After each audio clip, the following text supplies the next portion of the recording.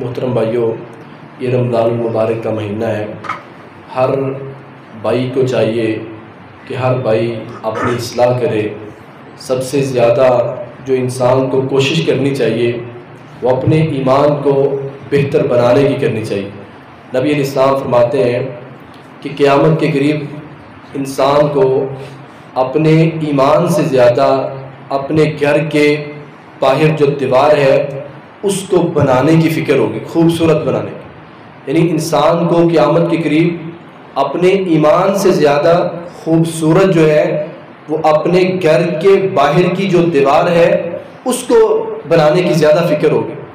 تو سچی بات ہے، آج کل ہم اپنے لباس کو خوبصورت بنانے کی زیادہ کوشش کرتے ہیں اور اچھے سے اچھا موبائل لینے کی زیادہ کوشش کرتے ہیں، اچھا جوتا پہننے کی زیادہ کوشش کرتے ہیں، اور پھر گھروں کے اوپر کتنا پیسہ خرچ کرتے ہیں۔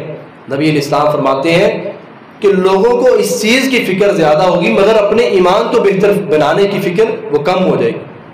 کہ قرب قیامت لوگ دڑا دڑ دیکھیں، دڑا دڑ جو ہے نبی علیہ السلام نے کیا فرمایا تھا کہ جو بکریوں کے چرواہے ہیں یتطاولون فی البنیان، وہ عمارتیں کھڑی کرنے کے اندر ایک دوسرے سے فخر کریں گے، وہ بلڈنگیں بنانے کے اندر ایک دوسرے سے فخر کریں گے۔ حالانکہ فخر کی چیزیں دو ہی ہیں، یا تو قرآن ہے یا اللہ کے راستے میں دیا ہوا مال ہے۔ اس کے علاوہ کوئی فخر کی چیز نہیں ہے کہ جس بندے کو اللہ نے قرآن کی نعمت سے نوازا ہے وہ صبح و شام اس کی تلاوت کرے، اور جس بندے کو اللہ نے مال کی نعمت سے نوازا ہے کہ وہ اللہ کی راہ میں خرچ کرے۔ دوسرے لوگوں کو حسد پیدا ہونا چاہیے، یہ بندہ آگے کیوں بڑھ رہا ہے؟ دوسرے لوگوں کے اندر حسد پیدا ہونا چاہیے، یہ بندہ تلاوت میں آگے کیوں بڑھ رہا ہے؟ وَفِي ذَلِكَ فَلْيَتَنَافَسِ الْمُتَنَافِسُونَ، اللہ فرماتے ہیں تمہارے لیے میدان یہ ہے، مقابلے کی جگہ یہ ہے، اس میدان کے اندر ایک دوسرے کا مقابلہ کر سکتے ہو تو کرو، اور پوری کوشش اور ہمت کے ساتھ کرو۔ فقط صرف ایک ہی چیز کے اوپر ساری چیزوں کا مرکز اسے بنا کر اسی پر محنت کرتے رہنا۔ میرے محترم بھائیوں، بات یہ نہیں، صحابہ کرام ایک دوسرے کے پاس جب بیٹھتے ایک دوسرے سے سوال کرتے تھے، بتاؤ تمہارا ایمان کیسا ہے؟ ایک دوسرے سے کہتے بتاؤ تمہارا ایمان کیسا ہے؟ اسی لیے نبی علیہ السلام نے فرمایا انظروا الی من هو اسفل منکم ولا تنظروا الی من هو فوقکم فهو اجدر ولا تزدروا نعمت اللہ علیکم۔ اگر دیکھنا ہے تو ایک دوسرے کے ایمان کو دیکھو، ایک دوسرے کی دولت کی طرف نہ دیکھو۔ یہ زیادہ لائق ہے کہ تم اللہ کی نعمتوں کو حقیر جاننا شروع کر دو۔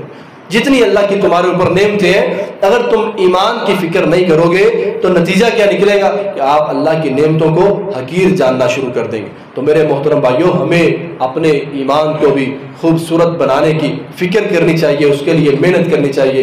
اللہ تعالیٰ سے دعا ہے اللہ تعالیٰ ہمیں وہ توفیق عطا فرمائے جس سے وہ راضی ہو جائے۔ اللہم وفقنا لما تحب وترضى، اللہم اغفر لنا ولجميع المؤمنین والمؤمنات والمسلمين والمسلمات الأحياء منا والأموات، اللهم ارحم على حالنا ولا تنظر إلى سوء أعمالنا، اللهم لا تسلط علينا من لا يرحمنا ولا يخاف فينا، اللهم إنا نعوذ بك من جهد البلاء ودرك الشقاء وسوء القضاء وشماتة الأعداء، اللهم إنك عفو كريم تحب العفو فاعف عنا، اللهم أعزنا بالإسلام ولا تضل لنا، اللهم اجعل القرآن العظيم ربيع قلوبنا ونور صدورنا وجلاء حزننا وذهاب همنا وغمنا، سبحانك ربك رب العزة عما يصفون وسلام على المرسلين والحمد لله رب العالمين۔